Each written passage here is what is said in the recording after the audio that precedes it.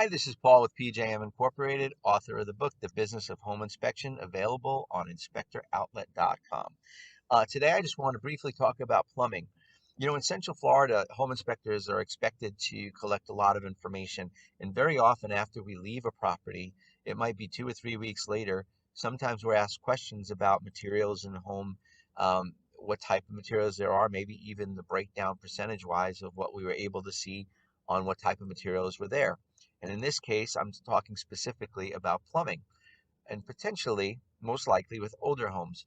So what you want to do is just a little tip when inspecting plumbing on how to gather your information.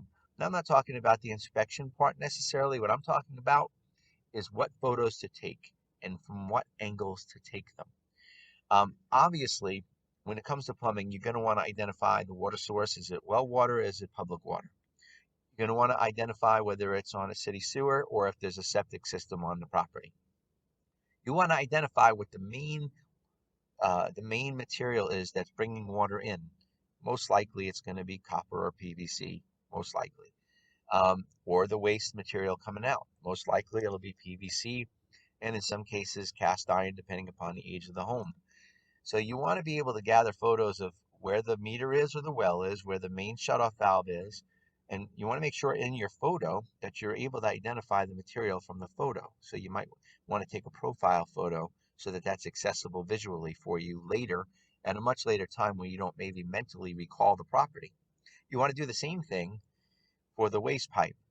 You want to be able to get as many photos as you can so that you can identify the waste pipe material. When you're in the home, you want to make sure you get a picture of the laundry room and then specifically the washer valve box.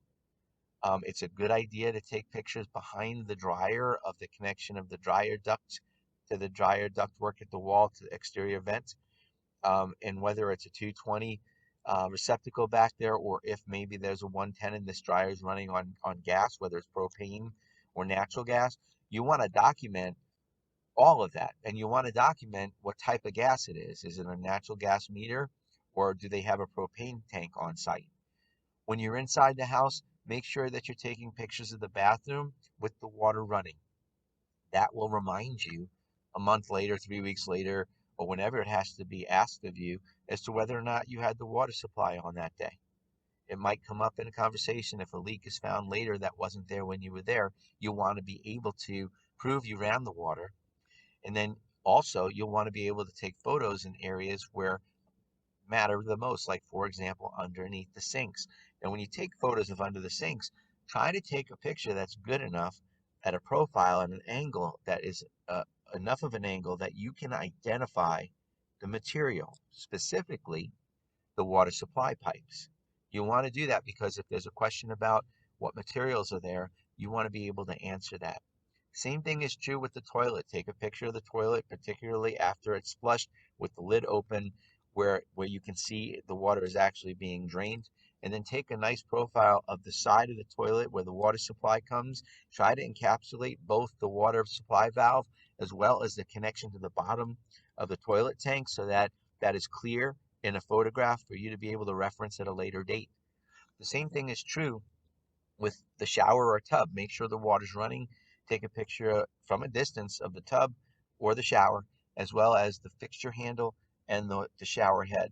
Make sure that you get all that in your photograph so that you can reference it later. Same thing with the kitchen. Really important, especially in Central Florida where 4-point reports are asked of us all the time. And you're going to want to really have a good memory of that kitchen. So see if there's a dishwasher installed. Make sure you can encapsulate in a photo refrigerator, dishwasher, laundry room like we talked about. The reason for this is because on the 4-point citizens form, that's the most used form, they do actually ask you about the condition of the dishwasher, and they do ask you about a washing machine. So if to be able to figure out if one was there when you were there is huge. You don't want to have to go back to this property unless you really have to. When you're taking pictures of the sink, take a distant shot of the sink, and then underneath the sink, take several shots, profile shots of the water supply line coming in, both sides if you have to, and a shot of it from just a few feet away. And the reason you want to do this with the sinks underneath all of the sinks is because you want to be able to show what was underneath the cabinet while you were there. Because there's a lot of times you're in a home that's very cluttered And you want to be able to demonstrate that at a later day, because when people remove all that storage from under there, it's possible that something could have been overlooked, not intentionally, just because when you're in somebody's house, it's owner occupied, and you're being asked to do an inspection, you can't very well pull all of the belongings out of the cabinet from under the sink. So make sure that you get good photos of the conditions of the that are there while you are there as well. The water heater, make sure you get a long shot, a shot of the top, a shot of the bottom to show whether or not there's leaking. To be able to see the TPR valve in the drain pipe and whether it terminates at a garage floor, for example, or if it actually enters a wall and terminates the exterior. Get a nice close-up of the data plate, because you're going to want to identify the date, the size, the manufacturer, all that stuff at a later date might be asked of you. You might be asked to provide this stuff. So this is Paul with PJM Incorporated. This is just over the years, just some information that I've gotten into the habit of doing things this way. And the advantage is, and I always look ahead. Like you'll notice if you read my book, I'm always looking ahead. Everything that I do is intentional as far as moving forward. I'm always interested in what people think, maybe not that day, but definitely 2 months from now. And if something should arise that I have to be able to explain, I want to be able to do that through a really professionally done inspection report, and as a professional to have collect all that data so that I can actually review it at a later day if necessary. So all these little things do make a difference, and if you employ them on a regular basis, you'll see that your reputation will be better for it. And the main reason that that will happen is because whenever someone calls you, the majority of the time, you're going to be able to answer questions that most inspectors probably won't be able to answer, not in the detail that you will. You'll be able to log just from your photos what percentage of what type of materials are there. A lot of times homes are remodeled and there's different plumbing that's put in. You might have a home that was remodeled, it was built in 1990 and remodeled in 2010, and you still might have some of the old original copper and some old original polybutylene in there.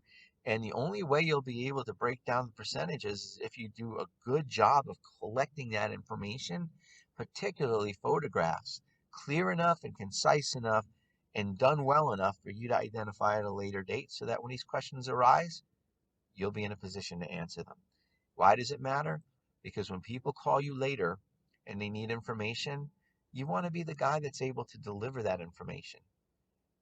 Even if it's 2 years later, you still want to be that guy, because people remember that. They remember how good of a job you did, how well done your report was, how you communicated with them, and how much of an asset you were to them in their transaction, and sometimes how much of an asset you were to them as they plan remodeling. So this is Paul with PJM Incorporated. Pick up my book, The Business of Home Inspection. It's available on inspectoroutlet.com.